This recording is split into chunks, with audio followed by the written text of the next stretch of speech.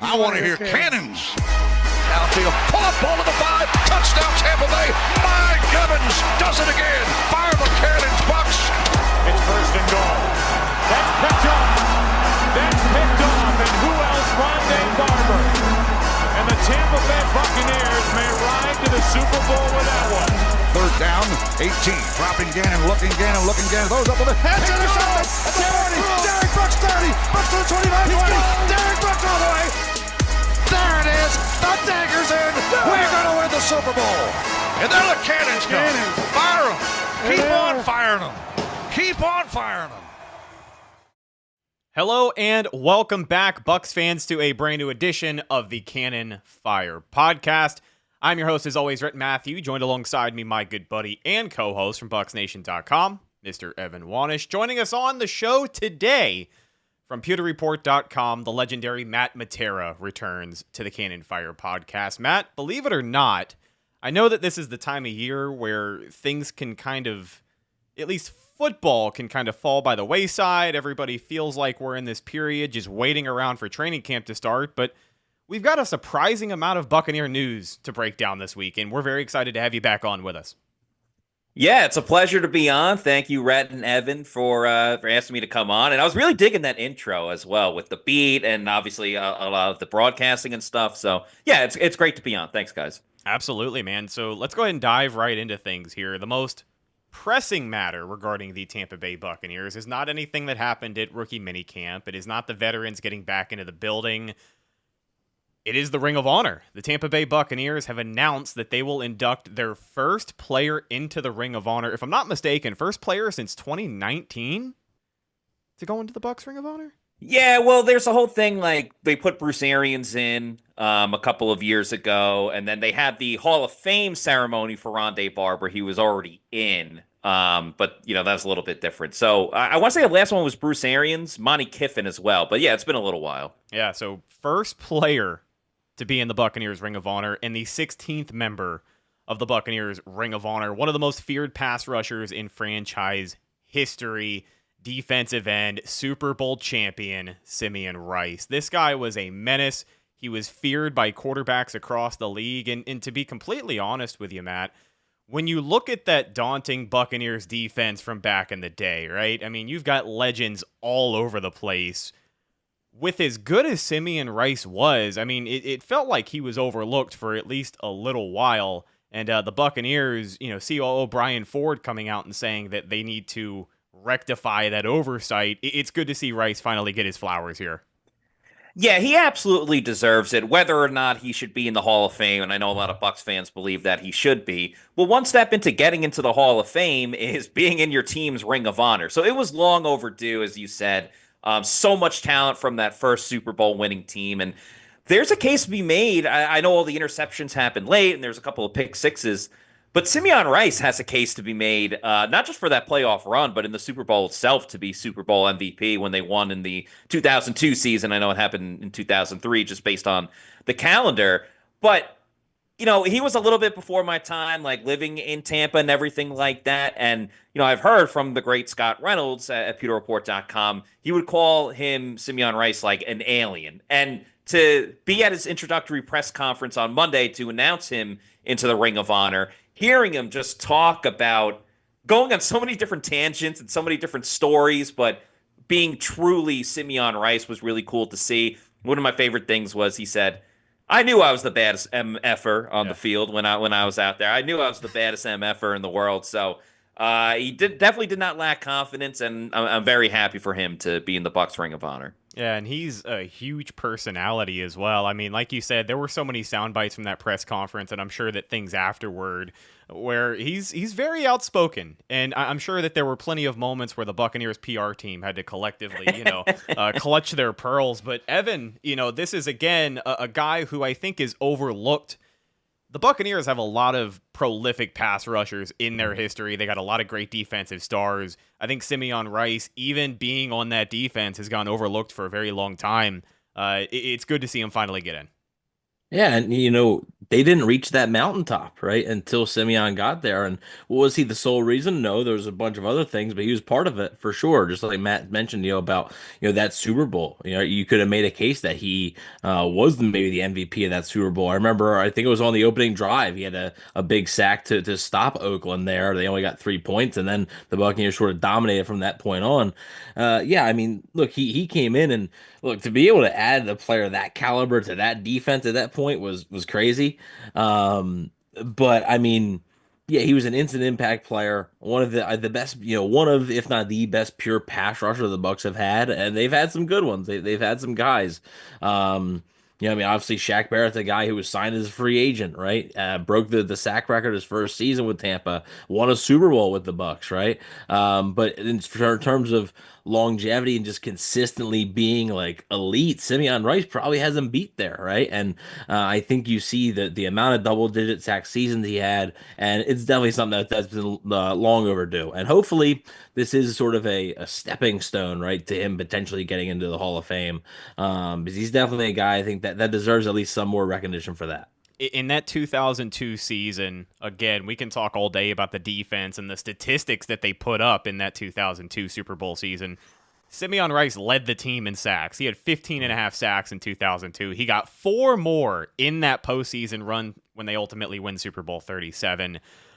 With his induction, he becomes the 8th player from that Super Bowl team to make it into the team's Ring of Honor. Now, Matt, really quickly, I want to pivot before we move on here to the bigger debate about the Buccaneers Ring of Honor, but I want to focus really quickly on Simeon Rice and, again, building his case for the Hall of Fame. This is a conversation that I think we could have for 2 or 3 hours, really. There's a lot of interesting things here about it, but him being in the Buccaneers Ring of Honor obviously legitimizes his case a little bit more. I think it puts more eyes on it. But overall, do you think that, Simeon Rice is on a defense full of legends, and now you get Hall of Famers now that time has gone by, a couple of Hall of Famers in Rondé Barber, Derek Brooks, Warren Sapp, John Lynch.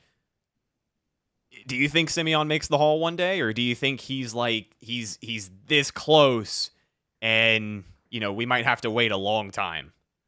I think it may take a little while. Do I think he's a Hall of Famer? Yes, absolutely. And the Bucs organization was quick to point out a lot of details about, in an 8-year span, nobody had more sacks than Simeon Rice, and everybody else that, had over 100 sacks in 8 years or whatever it was is all in the Hall of Fame, except for him.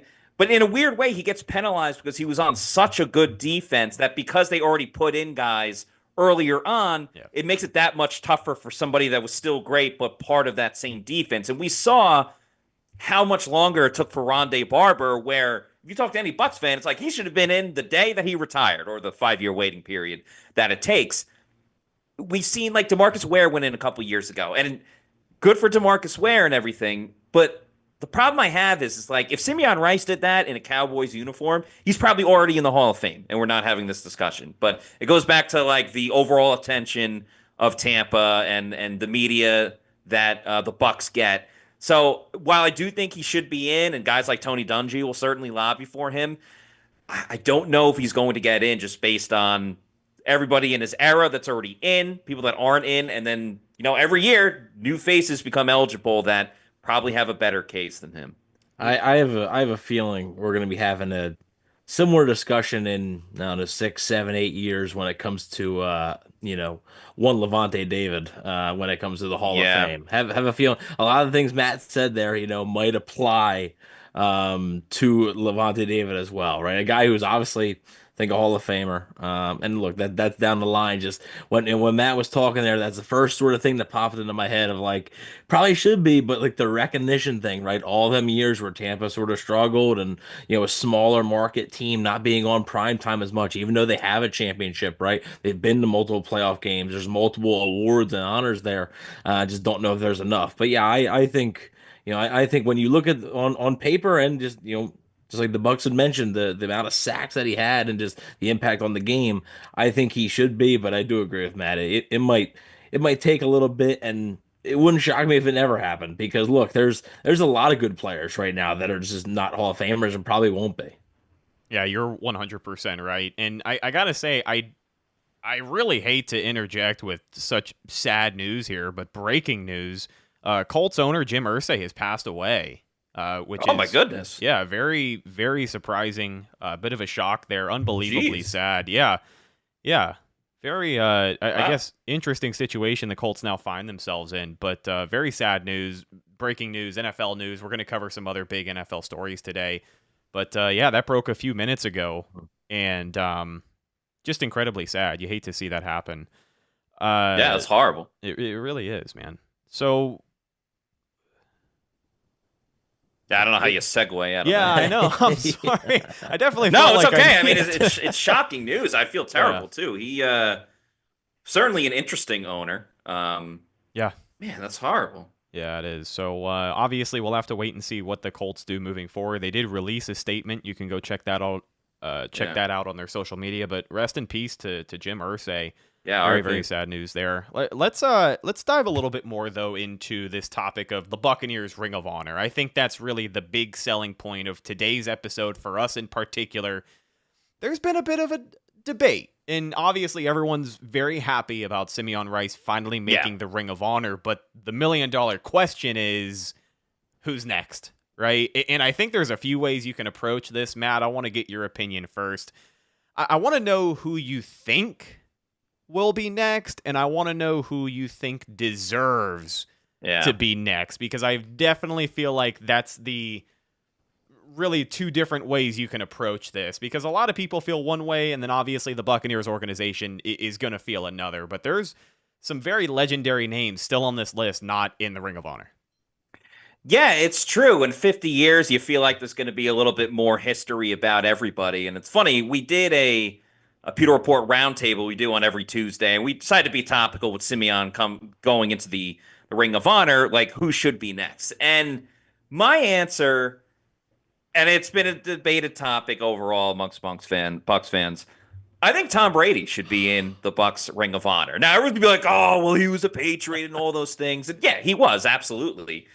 But how many people can go to a new team, win a championship right away, be the Super Bowl MVP, and oh, by the way, in 3 seasons, he owns the single season passing record, single season touchdown record, and then he's second on those lists as well, and he's like third all time in career passing yards and touchdowns for one team just in 3 seasons. Now, Baker may eventually surpass that, but it's not just the stats that Tom Brady had, it's the cultural impact. He plucked the Bucs from obscurity. This team had not made the playoffs in over a decade. He comes in, yeah, it's Tampa Bay and got all of this attention and stuff, but the attention stayed with Tampa to a degree, even when Tom Brady left.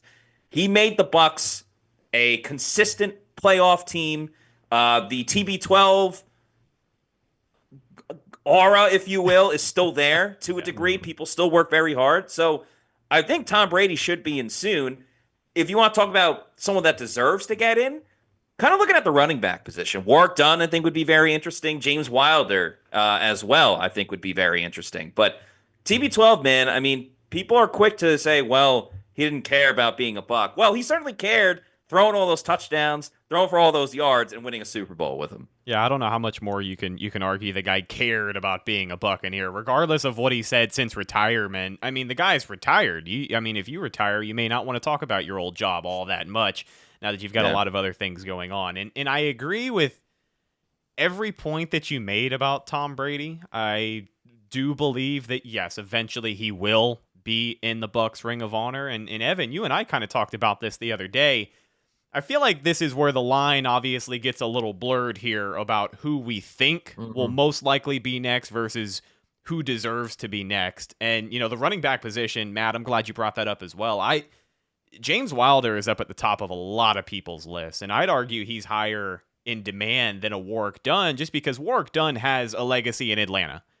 For sure. And he definitely seems like he's done more of his community outreach stuff based out of Atlanta. That's neither here nor there. It is fantastic, great work that he has done for both the communities in Tampa and Atlanta. But James Wilder is a name that just seems like a lot of people have expected it for quite a while, and it hasn't happened. Hardy Nickerson back in That's that another Buccaneers one, too. 1990s defense is another top name being thrown around. But Evan, I want to get your thoughts first on the whole Tom Brady debate, because we talked about that a little bit off of the show. And then who do you think deserves to go in next? One of the things that I think, I had mentioned about, because a lot of people, the argument will be, well, Brady was only here for 3 seasons, and also he just retired a couple years ago, right? Like, how long is James Wilder or Hardy Yeah. Nickerson or Warwick Dunn gonna have to wait, right? How long is it gonna take? Well, this is the same organization that put Bruce Arians in their Ring of Honor a year after he retired. Yeah. So I don't really think that matters to them. I don't really think it's like, oh, he has to be gone a certain amount of time and this and that. I don't really think that matters. I think they look at the impact, and I think the points that Matt brought up are the exact points that whoever decides that, right? Whoever decides who's going next into the Ring of Honor is going to bring up, right? When they try and justify their choice being Tom Brady. I do, with the Fox gig, it complicates things a little bit. Does. So maybe that would be a Thursday night game or a Monday night game where you do that. Maybe not a Sunday game unless he was calling that game. So that would complicate things a little bit. Of who, like you mentioned, who should versus who will is two different things. I personally believe that Tom Brady will be the next person in the Bucs Ring of Honor. I think it's going to happen sooner rather than later, because look, James Wilder. How long have a lot of fans, right? And it's been a pretty strong contingent of fans. Yeah. They've been wanting that for a long time. Well, and it's his the blood team family isn't giving too. it to him. It's his blood family too. I mean, his son James Yeah. Wilder has been campaigning for what seems Sure. like 4 or 5 years now, probably even Yeah. longer, to get his dad in the Ring of Honor. And it hasn't happened yet. So I'm not saying it will never happen. Just I think that right now it's probably going to be Brady next. Now, who deserves it? I think a guy like Hardy Nickerson. Hardy Nickerson was another guy that was sort of a culture changer, Yeah. right? When you For talk sure. about, with the Bucs and everything. So he's a guy who maybe he deserves it, maybe a little bit more than Brady, but at the same time, you can't deny what Brady did while he was here. So it is a tricky thing, but I would think that Brady's probably the next one. And whether you think he should be or not, I think his name's going to be in that stadium sooner rather than later. Greg Allman of Fox Sports ran a poll on Twitter recently. He took the first 100 replies and tallied up the names that were included. Here are some more top names that Buccaneer fans are saying deserve to be in the Ring of Honor. James Wilder got 42 out of 100 votes. Tom Brady got 20 votes. Hardy Nickerson got 11 votes. Warwick Dunn got 9 votes. Gerald McCoy got 3 votes. Martin Gramatica got 3 votes. Levante David only got 2 votes, which is interesting, but obviously still an active player. I don't think he's on the forefront of people's minds right now. 10 others got votes, but those are your first 100 votes. Gerald McCoy, the tough thing with McCoy is he didn't have enough team success. But I think feel if like more, he is. if they would have gone to the playoffs, I think he would have a better case. And But this is because of that, I don't think so. This is the second half of this debate that I was excited to get into. Gerald McCoy has always been a divisive player, even when he was on the Buccaneers roster. And honestly, hats off to the guy in retirement. He has shown nothing but love for Jason Light, the Tampa Bay Buccaneers organization, and even some of the guys that he played with back when he was still on the defensive line here. In my opinion, like you said, Gerald McCoy didn't have very much team success. He didn't win a Super Bowl. Poor guy, didn't even sniff the playoffs outside of that 2016 season. But I feel like he is the epitome of a Ring of Honor player. Because when you think about him being the bright spot on that defense next to Levante David for however many years, we love Levante David, but Gerald McCoy was the one getting Pro Bowl votes. Gerald McCoy was the one getting All-Pro. I think, 6-time All-Pro as a Tampa Bay Buccaneer, if I'm not mistaken, something like that. I don't know any other player on this roster who has had that many All-Pro nods. So I think there is an interesting case to be made. I think every player on this list that I just racked off deserves to be in the Ring of Honor, but I think there's going to be some fun back and forth about Gerald McCoy in the future. But let's go ahead and move on here from the Ring of Honor. Let's talk a little bit more about some, not really Bucs headlines, but NFL headlines. And I feel like this is, good to bring up. The timing is works out in our favor. But The NFL owners meeting, or their spring owners meeting, if I'm not mistaken, took place earlier this week. And today, they officially put a ruling out on a couple of things that were proposed, couple of rule changes. First thing we got to talk about is the Tush push. The Tush push needed 24 votes to be banned, and the teams voted 22-10. So, it remains.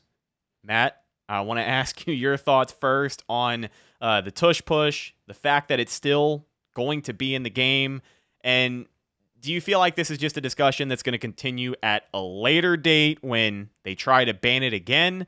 Because some of these, rule proposals here, I think are obviously going to come back up within the next couple of years. I'm very happy the Tush push is still here to stay. I'm assuming we're going to get another chapter and some more saga about this, but I'm glad that it's still legal as we get ready to prepare for the 2025 NFL season. It's idiotic to me that teams are like, it's not fair. Why? Because they're good at it and they're successful at it? Well, you got to figure out how to stop it. Now, the Bucs did in that playoff game 2 years ago with Vita Vea, and come on, we all want to see Desmond Watson, the big guy from Florida, and Vita Vea clogging the middle, getting a stop on the Tush push. Other teams have tried it and have not been as successful. So that's a soft move from the Green Bay Packers to be like, they're good at it. It's not safe. Cry me a river with this player safety crap. Because if you're going to promote player safety for this, well, what about playing on a Thursday after getting into several car crashes on Sunday? What about dropping teams in dangerous areas in other countries? And I love that they're expanding to other countries and stuff. But you're telling me that I think it was Eagles-Packers, that game in Brazil last year, when they were on a freaking slip and slide, going back and forth, Jordan Love got hurt, guys could have gotten terribly injured. You look at that Germany game a couple of years ago with the Bucs and the Seahawks, they were slipping all over the place. You're telling me that's safe, but a QB sneak that takes 5 seconds is going to be too much of an issue? It's absolutely ridiculous. Now, if you want to change the rules a little bit, where the running backs can't just heave-ho you, through the line of scrimmage to get that extra push and everything like that, and you want to say only the quarterback can do it, fine.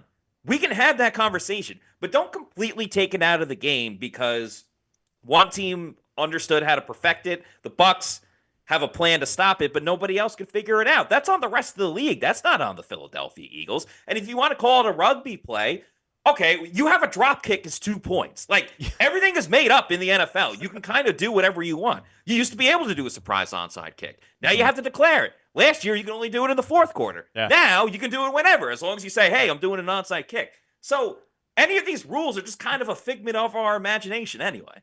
I think it's interesting you brought up the turf thing. Evan, I want to get your thoughts here. We're really not that far removed from Turfgate, I guess we can call it, because it felt like it was an ongoing issue for multiple teams, just the quality of some of these fields that the NFL expected them to play on. That's an interesting point. But Evan, your 2 cents here. Well, I mean, player safety, you look at MetLife Stadium, right, and all the injuries that have happened there, right, as a lot of people bring up. The Super Bowl a couple years ago with the Eagles and Chiefs, right, when the field in Arizona was a freaking mess. I think the biggest thing for me and why I actually agree with it not being banned is there's other teams that try it, right, and just like Matt said, they don't have the same success that Philly does. So it's not like, every team is just, this is a cheat code and every team is being so successful with this. We saw it with the Bills, right? In the AFC Championship game. Yeah. Like the Bills couldn't do it. Now, what do you think, that's a first down or not? Maybe. I think it was, but still, they struggled to do it. The Packers have also tried to do it. Which is a little ironic, but I think that's the big thing for me, that it's not like every team is doing it's such a large success rate. No, it's one team because, like Matt said, they're really good at it, right? Like they've perfected this. And I don't know why you would be punishing that when they found out something that worked, right? Like whoever came up with like the no huddle offense first. Yeah, they got to ban that next. Yeah, they're like, oh my god, we can't stop this. We gotta ban it. Like no, you're not gonna do that. Is a lateral gonna be illegal next? Right. You can start taking away anything you want, now I think eventually it is going to get banned, just because I think Roger Goodell wants it to be banned, and I think eventually he's going to get the 2 extra votes that is needed in order to be banned. I did find it interesting that I believe all of the Eagles' 2025 opponents, besides one, voted to ban it. So I did find that a little bit interesting that the Eagles, most of the votes to keep it were from teams that they did not play this upcoming season. But yeah, I was a little bit surprised that it stayed, to be honest with you. I expected it to be banned, but I'm glad it is here to stay because, again, yeah, just find a way to stop it. The Buccaneers, probably the most successful team. I mean, it's not 100% success rate, right, for the Bucs, in stopping it, but it's pretty darn close, and it's much, much higher than any other team. Yeah, not only have they stopped it, I mean, they stopped it more than once. So, to hang your hat on that, I guess is something that we can be proud Well, and also, of. like, I think when the Dominican Sue tweet out today, like, you want to prevent it? Okay, get him in 3rd and longs. Like, have tackles for loss, have sacks. Make them not be able to do it. Like, that's how you stop that. Yeah, and honestly, I don't have much of a dog in the fight. Like, I truly don't have much of an opinion on the tush push. Even the Bucs being a team that has seen it plenty of times now. Like, I don't really care that much, but I will say that not too much pushback. To your main point there, Matt, but I will say that one of the better explanations I have heard, and I kind of support this in a sense, Mark Schlereth had laid it out really well, and I know I've said this on the show before, I'll rehash it here, but his main point is the fact that the NFL now allows the offense to stack players and push guys into the line of play. On the defensive side of the ball, they specifically have a rule not allowing you to do that. And I think that, he's really emphasizing this tone into the rules are favoring the offensive side of the ball because, like, it's where the fireworks are. It's, where more exciting things happen from the point of view of the fan and the consumer. So I get that sentiment. I do agree that it's tough to allow the offense to just literally shove guys into the play and the defense has to stand there and watch the best that they can or slow it down. So I think that's an interesting counterpoint, but also, like you said, Evan, I tend to agree that I think inevitably it's going to go away. It almost felt inevitable this morning, the way that the media was covering it. Yeah. It definitely seemed like it was a foregone conclusion. But the tush push lives on, and we will circle back to this eventually because there will come a time, there will come a place, and we'll have to see what happens the next time these teams vote on it. But another rule proposal. A very interesting one because it would have directly affected the Tampa Bay Buccaneers had the rule been in place over the last several seasons. I don't think any team in the NFL would have been more affected by this rule than the Tampa Bay Buccaneers. So the Lions withdrew their proposal, but they were initially the team that put it in. It was a playoff reseeding proposal. It would allow wild card teams to be seeded higher than a division champion if they have a better regular season record. This is a topic that, just like the tush push, is likely to come up again, but probably more so when the owners discuss the 8-team game season, which also kind of feels inevitable. We won't break that down and discuss that today because I don't think we have much of a choice. I think it feels like it's going to be here one day, whether you like it or not. But back to this new playoff seeding. So this is a quick write-up from Greg Allman, guy that we are big fans of on this show, so we're going to source him a lot. NFL's proposed new playoff seeding would change the seeds of 24 teams in the last 5 seasons. That would be 34% of the playoff field. It would change the host teams for 8 of 30 wildcard games, or 27%. Teams that lost home playoff games, the Bucs in the lead with 3, the Texans with 2, and the Rams, Jags, Commanders all tied with 1. No NFL team in the last 5 years would have been more impacted by the seeding policy change than the Tampa Bay Buccaneers. They would lose their home games as division champions in each of their last 3 seasons, and they would have gained one in 2020 when they won a Super Bowl after 3 road wins as a wild card. Evan, want to get your thoughts just on this proposal in general. I feel like, I don't know.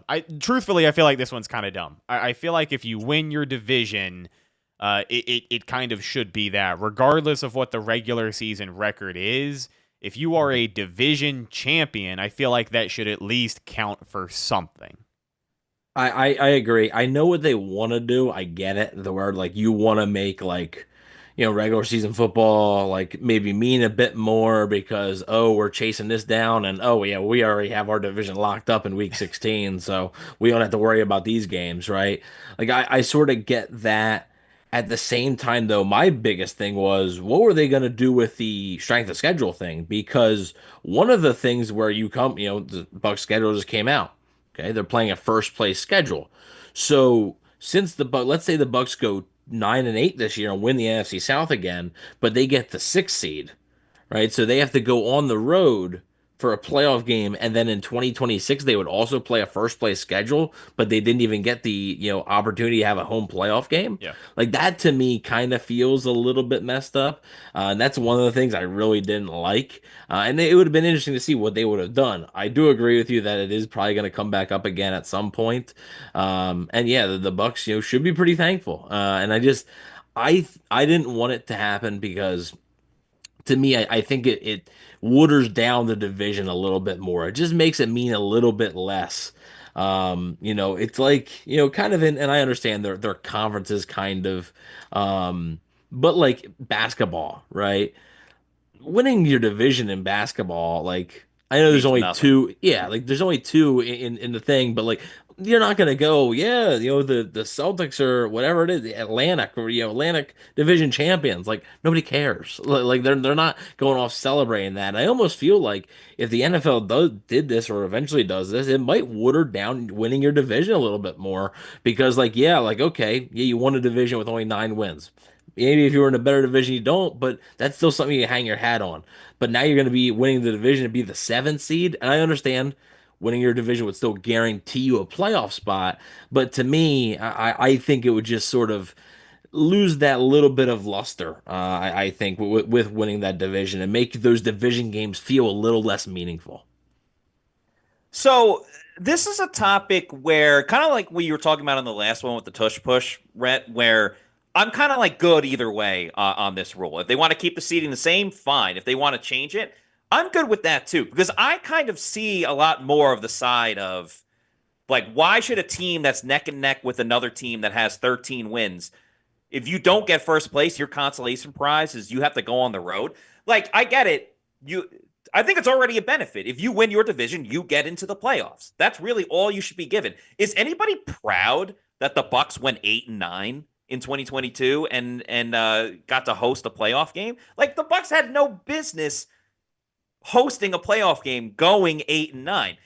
To me, that's the biggest issue is when you have a losing team playing a team that won 13 or 14 games. Now, that doesn't happen every single season, but it also shows no one respects the NFC South because you have one good team and then everybody else is just kind of meddling around and things like that. So, yeah, the Bucs have benefited the most because they've been an okay team. They haven't been that good of a team except for 2020 and 2021 and then, really when Baker Mayfield came around. So I'm fine if they want to keep it the same. The strength of schedule, I do agree, like that would be very annoying and difficult to kind of figure out. But I think a reward enough is getting into the postseason because you won your division. I don't think you should benefit because everyone else in your division sucks. And there's another division where every single team should be in, and they're not just because one team's really good one year. The Bucs have been a huge beneficiary of this. And so if you want to say that, well, they won their division, therefore they got in, you can't have your cake and eat it too. If you want to be a crappy team and get in and host a playoff game, well, then you do get that difficult strength of schedule the following year. And if they do change the seeding, well, then, hey, at least you got in the first place. Hey, you weren't lying about that 2022 Bucs team. I took my poor mother to that playoff game. We had some of the best seats in the house. We were very excited. Ended up being Tom Brady's final game in the NFL. Yeah. My poor mom, man. That was a brutal game to sit through. Yeah, it was a rough one. But Ryan Jensen's last game, too. Yeah, no kidding. A lot of interesting points as well here. I think there's going to be plenty of time to discuss this later on down the road. I can understand both sides of the argument. And again, as you mentioned, the Buccaneers being huge beneficiaries of, the division crown thing. I like it the way it is. I don't. I feel like I have a stronger opinion on the reseeding thing than I do the tush push, to be completely honest with you. Like, I just like it the way that it is. Maybe if the Bucs were not in the position they have been the last several years, I would feel differently. But I like things the way that they are. Sometimes change is tough, so we'll see what happens. If it's not broke, don't fix it. And Sure. I don't really view it as being broken right now. Sure, yeah, I think that's a good way to put it. Let's wrap things up here, Matt. Wanted to get your thoughts mostly on this batch of rookies coming in for the Tampa Bay Buccaneers' 50th season. Talking about the draft class, talking about some of the undrafted free agent guys who really, I think, have a chance to make this team. Now, there's a lot of uphill battles, some very popular players. We already talked about Desmond Watson earlier in the show. Shiloh Sanders has got a bit of a battle, but I mean, he is a polarizing guy, and people love to talk about him, whether they love him or hate him. He is certainly talked about and putting a lot of eyes on this Buccaneers crop of rookies. What were some of your biggest takeaways from rookie camp? And when you look at not only this draft class, but some of the undrafted free agents, are there any names of guys that you think really can come in week 1, week 2, and be more impactful than the next? Yeah, my biggest takeaway from Bucs rookie minicamp, the guy that stood out the most more than anyone else, was Jacob Parrish, the third-round pick out of Kansas State.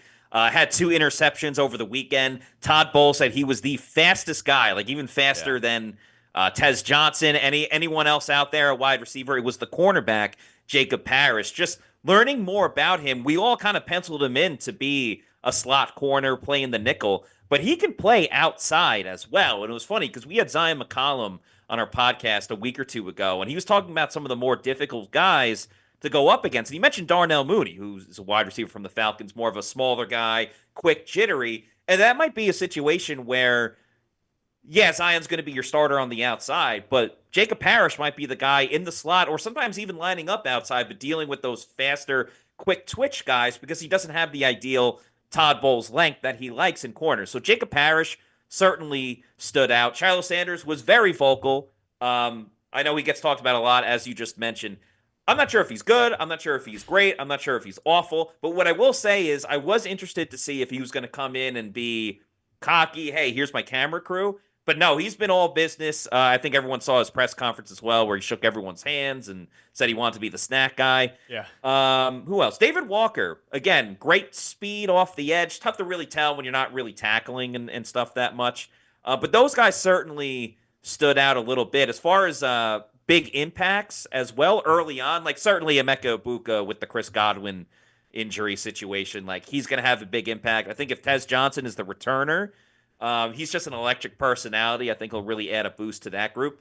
And Benjamin Morrison, I think he has the future to be a shutdown, lockdown, who's your best receiver? Let me lock him up. Let me go up against him one-on-one type of corner for the future. Because I think he only dropped to the second because of that hip injury, the same way that, different position, but Antoine Winfield Jr. went to the second because there were size issues and he had some injuries in college, and Winfield became what he is. I feel that highly about Benjamin Morrison, too, at corner versus safety.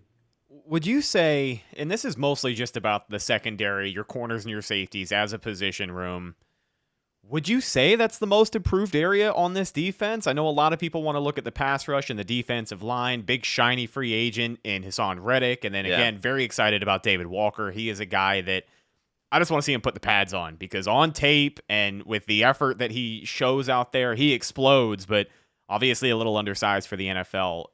Would you say the secondary really, especially when you look at the spare parts that they were working with the second half of 2024, would you say that with these guys coming in, this is the most improved unit, or is it kind of a, wait and see, we got to see how it translates to the NFL? Because I think people are buying into the hype around, especially those 2 names you mentioned, Jacob Parrish and Benjamin Morrison.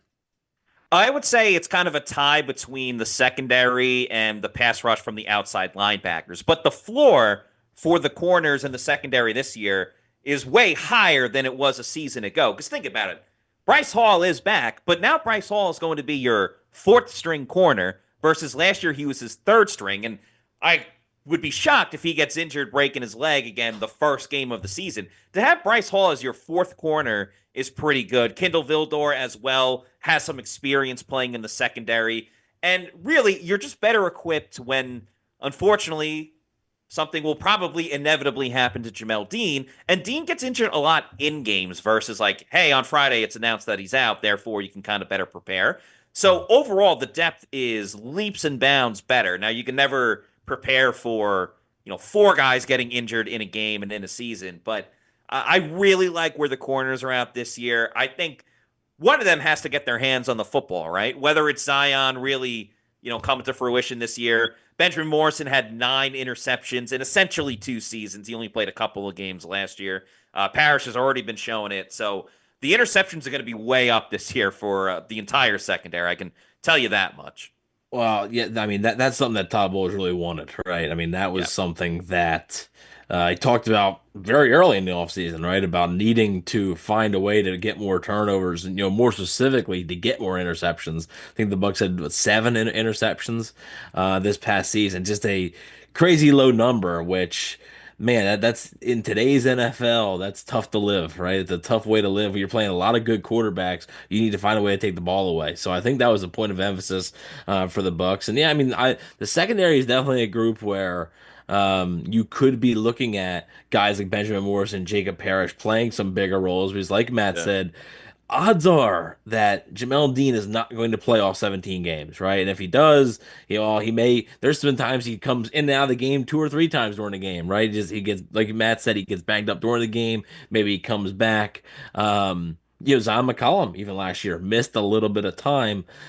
So I do think that both Benjamin Morrison and Jacob Parrish are gonna see some time, at cornerback there. And then, I think you brought up a good point with Bryce Hall.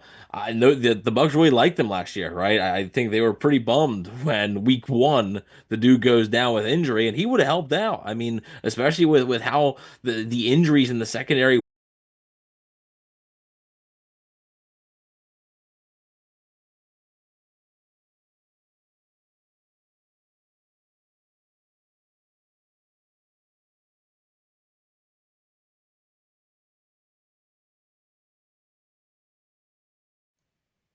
Not only did we drop out in the middle of the episode for the second straight week, but I forgot to turn our audio back on when we welcome everybody back. We are back. We apologize for the second straight week of interruptions here, but Evan, I'm going to let you finish your point about the cornerback room and the importance of having some of these depth guys later on in the year. Yeah, I mean, look, it's. I think when you look at Jamel Dean, who has had injuries, McCollum, who's missed some time, I think Benjamin Morrison, Jacob Parrish could play some bigger roles for the Bucs, and I think that's why they draft them, right? I think they draft them obviously for the future, right? They obviously envision, especially a guy like Morrison, right? A guy who's mostly an outside corner. Think you're probably looking at your Jamel Dean replacement sooner rather than later, or let's say Zion McCollum, balls out and he prays himself out of Tampa Bay, right? He's a pending free agent, or if Zion McCollum maybe doesn't live up to expectations. I think you're looking at Morrison, being that outside guy.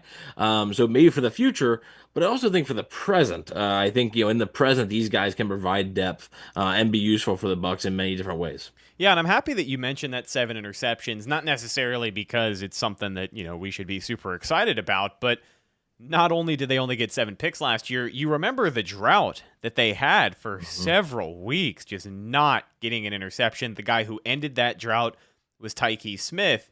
Matt, as we wrap up here, I want to ask you specifically about Tyke Smith and his transition into possibly safety.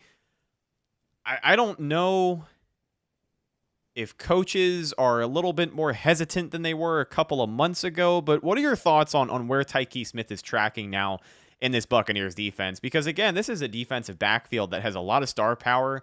I think Tyke Smith had a very promising rookie campaign, and he's a guy that can absolutely still be useful in this Todd Bowles defense. But, where do you think he finds himself now with a lot of these extra guys coming in? Yeah, there were some mixed signals with Tyke Smith. Now, the coaches loved him last year. Everyone said, he approaches the game like a veteran. And the biggest issue for Tyke Smith last year playing in the slot was just his availability, because he did miss a couple of games due to injury, a couple of different injuries, too. There was a concussion, and then he got injured on like a Friday practice. But this season, I think a lot of us thought, hey, there's a good opportunity Tyke Smith could be starting next to Antoine Winfield Jr. That was still with Jordan Whitehead on the team. Then they let go of Jordan Whitehead.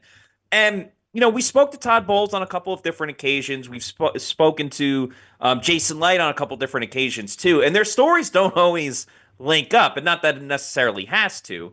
But Todd Bowles has been like, yeah, he's fully equipped. We trust him on the field. It's just a matter of like not putting too much on his plate, but he can do it.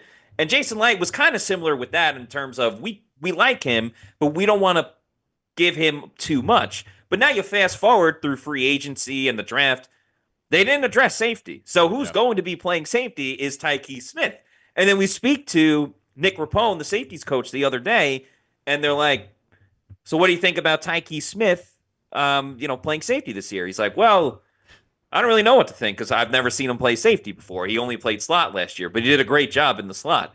So I don't know what kind of message the Bucs front office and their coaches are trying to deliver, but they're not all in on Tyke Smith, at least from what they're saying out loud versus what the message they were trying to preach last year. So I still think he's going to be great. I think the more that he's on the field, the better this unit is going to be because he was tied for the team lead in interceptions. I know it wasn't a lot, but he had 2 interceptions. He was tied for the team lead in forced fumbles as well. So Todd Bowles talked about getting more ball hawks and stuff like that. The only guy that was ball hawking last year for the Bucs was Tyke Smith. And if he's going to play safety next to Antoine Winfield Jr., he'll be playing 100% of the snaps because that's typically what the starting safeties do.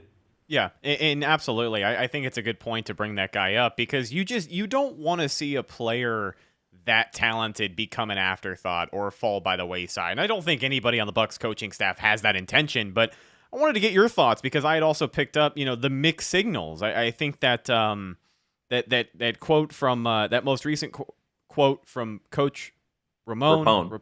Thank you. Jesus, sorry. I think that most recent quote is what really gave me pause, and it was like, maybe this is a guy who hasn't perfected his coach speak yet. Maybe he's just brutally honest up there and he shoots from the hip, and that's fine. Again, not every coach is polished, but it made me think because it seemed like, the world was on fire for this guy towards the end of the season last year, and I think it'll be interesting to see his development, especially now that you've got this many capable bodies in the defensive back room. So I'm excited to see some more of Tyke Smith in 2025. And I think he's going to show up. I think Antoine Winfield, hopefully going to return to form if he can stay healthy. A good player who just had a bad season last year. On top of the injuries, sometimes it's hard to overcome. I think he will be back to the brand of football that the Buccaneer fans are used to seeing him play. But with that being said, gentlemen, I think we kind of hit everything that we wanted to today in regards to Buccaneer news. A little bit of Ring of Honor discussion, a little bit of Hall of Fame discussion for legendary Simeon Rice, and of course, an update on the rookies for you. Okay, last thing, just because I literally just now thought of it. Is Big Dez going to make the team? I know everybody in the state is rooting for him, Matt, but guys got to get down to weight, whatever the coaching staff feels he should weigh. He's a big man. Yeah. Do you think he can do it? Because I don't remember the last time that fans have been this invested in a group of undrafted free agents. I think the best thing we can see from Des Watson this year is he makes the practice squad and gets called up for a game or two, maybe against the Eagles to prevent a certain play. It's going to be the speed of the game. Obviously, he's got to get into shape, but the speed of the game is going to be the biggest thing for him, which is why if you keep him on the practice squad, he can still develop, he can polish his game a little bit more, and then if you need him to stuff the gap on a QB sneak and a tush push, you have him for that situation. So I don't think he's going to make the 53-man roster, but keep him on the practice squad. You never know what can happen. Hey, this is the NFL. This isn't college, but I have a feeling he's going to get some decent reps in the preseason. Oh, yeah. Are they going to give him the football? Not in the preseason. Come on, not in that third game. It took years for Vita Vea to get the football. He was an established starter. Not in the third preseason game when, everybody's sitting out. It's the end of the fourth quarter. Hey, you don't have to sell me. You think Todd Bowles like, you know what? You know what would be a real knee slapper right now? Let's give Des Watson the ball because I'm coaching for fun, not for my job. I would love to see it. I can't see the coaches wanting to put on a circus. Yeah, absolutely. It is the NFL. But I was there in person in Raymond James Stadium when they were playing in the Gasparilla Bowl, and he got his career carry. And that was the loudest the stadium had been all day, and like most of the people were gone. That was a great time. So I'd love to relive something like that soon. But I hope it happened. I do too. I think that I don't know if you can find a bet for that somewhere. They're probably really good odds. Dude, we tried with Vita Vea because on certain betting sites you could do Vita Vea touchdown. Now the gambling site thinks it's just a defensive touchdown. It didn't factor in that, hey, he lined up on offense. I would have won. A lot of us would have won so much money. That playoff game against the Commanders, they wanted to go to Vita Vea, but he was covered on the play. Is it like plus 2,000? I mean, that's gotta be. It was like plus 5,000, something like that. That's awesome. Hey, not a bad idea though. I'd love to see Vita Vea has found the end zone before, way back in 2019. It'd be cool to see him do it again. Yeah, he's in much better shape now too. So let's not forget that part of it. But ladies and gentlemen from pewterreport.com, Matt Matera. Matt, thank you so much for your time and joining us to chop it up today. Where can people find you and, of course, your content? Yeah, so follow me at Matty4_Matera. Matera is my last name. You can see all my work on Pewter Report. Subscribe to our YouTube channel, Pewter Report TV. We have Jason Lang coming on the show next Wednesday on the 28th, so that's a little teaser for everybody. And yeah, thank you so much for having me on. It's fun talking to you guys, and hopefully we can do it again soon. Jason Light's been on one hell of a roll with his interviews lately, so I'm hoping you guys get some memorable sound bites. I think he really enjoys that. So looking forward to that, of course. And follow our show on social media, Facebook, Instagram, and Twitter. All of those are Cannon Fire Podcast. Best place to go for updates on the show. And, of course, Buccaneer news as it happens. You can follow my co-host Evan on Instagram at Bucs_Daily. You can also find him on Twitter at EvanNFL. And check out his written work at BucsNation.com. You got anything in the hopper this week? So now that we're in, I would say, firmly in the more of a dead period, right, for the offseason, going to start sort of twining what I'm writing on Bucs Nation into potential videos that you guys will see on the YouTube channel here. So I don't want to give too much away there. You guys will see that over the next, month or so here. So wait to the YouTube channel, but also check it out on BucsNation.com for all that great content. Last but not least, you can find myself, Instagram and Twitter at Rhettakus, RHETTAKUS. If you follow me, I will follow you back. And please check out my new personal project at Video Americana, all one word. It is a bit of word salad, but you'll get used to it. We do a lot of really fun stuff on the channel. It's like if the travel channel, the history channel, and the food channel all had a baby. You can check that out on YouTube and every other social media platform. Putting out good video content all the time and really shining a light on some of the businesses that deserve it. But thank you guys once again for checking out this week's episode of the Cannon Fire Podcast. I'm your host, Rhett Matthew, signing off from my co-host, Evan Wanish, and special guest, Matt Matera. We will see you in the next one. Until then, and as always, thank you for listening, and go Bucs.